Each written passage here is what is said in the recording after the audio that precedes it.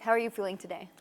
Feeling great. I think the American people have made it known that the last 4 years have been a disaster. We've had rampant inflation. We've had millions of illegal immigrants come into our country against the rules, and that's something we need law and order back in this country. And they have elected someone, Donald Trump, who is going to do exactly what he did from 2016 to 2020, and that is he's going to do what he said he's going to do. Not a whole lot of politicians do that, but he's going to build the wall. He's going to stop illegal immigration. He's going to save our economy. He's going to fight against China. But really what he's going to do is he's going to make it easier for young people to live the American dream, which the last 4 years have been almost impossible for a young person like myself to buy a house, to get a car with the interest rates. There's crime all over in our big cities, and we've got to restore our American values and be able to have young people live out their American dream. What was the deciding factor for you? What brought you to the polls? I think the biggest is Donald Trump is a billionaire. He doesn't have to do this. He is choosing to do this. He was shot at once and almost shot at a second time. His life would be a lot easier if he was on a boat or at Mar-a-Lago playing golf every day, but instead he chose to sacrifice it so that people like me would be able to afford having a family, to afford to buy a house, to afford to live the life that we want to live. You know, my grandparents escaped from communist Yugoslavia in the 1950s, and they came here legally. And I think that they would be so saddened at what has occurred in our country the last 4 years. But I think they'd be so optimistic that President Trump is standing up for the little people like us.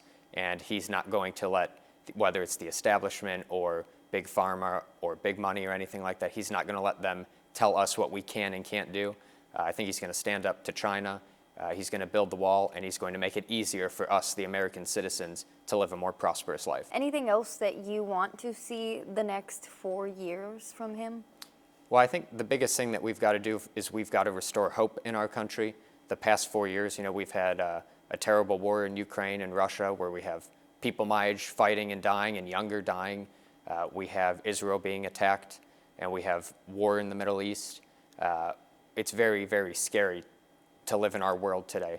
But I think it's really important that we need to have a president who's going to stand up to the threats, and he's not going to cause issues. I think we need someone who's going to use peace through strength and assert American dominance in keeping the world stable.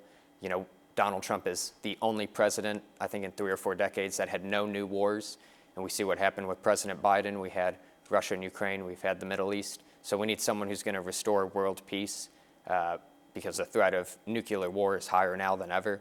And we didn't have that 4 years ago. And if I can make a prediction about the next 4 years, I don't think we're going to have any new wars under President Trump. Trump didn't win. We lost. We failed. I think if we had made that economic argument, these are people. Nashville is a boom town. It's an it city. Like a lot of the places you're talking about with the Blue Wall, and a lot of these smaller southern towns, these Sunbelt towns, aren't the same way that we are. And I think that the Democratic establishment being so fixated on the Nashvilles and their suburbs, like we didn't take the chance to think, how are these people who are the old Democratic base, who are feeling a lot of struggle, feeling? What arguments do we make to them? And I think you're seeing that right now. It's a failure on our part, frankly. What were you seeing as far as turnout and what people were saying? We were actually pretty confident about turnout, and I'm in Davidson County, and frankly, because a lot of the institutions at the state and federal party, frankly, failed Tennessee this election, but on the local level, we had a lot of young turnout. We had a lot of good turnout. We barely shifted from 2020, which you can't say about the rest of the state. So from my circle in Davidson County in Nashville, they came out strong, but when you don't have the rest of the state, when you don't have infrastructure in the rest of the state and the rest of the country, like there's a lot of disappointment because there was energy here. You felt it, and there was a pretty good youth turnout. I saw it in the numbers I was seeing, but the fact that that's just kind of negated is, I mean, I'm not going to lie, very deflating. What brought you to the polls in the first place? Why did you want to go vote? I mean, I think Kamala was a stellar candidate. As a lawyer myself, I really represent her work. I really respect her work. I really respect the work that Joe Biden done, as oftentimes very unrecognized as it is. Again, there were issues. I had some issues, but he brought the economy from just like Obama did in 2008 that he served under, brought the economy out of the gutter into this prosperity issues that it has that we have. And on the negative side, I remember the last years of the Trump administration, the divisiveness, the shame of the country, the loss of our allies, the lack of trust with internationally and domestically. There was both a negative and a positive element to me coming out, and I'm sad that we were losing the positive, and I'm sad that we're gaining the negative. What policies with Kamala were you really like, hey, this is who we need as our next president?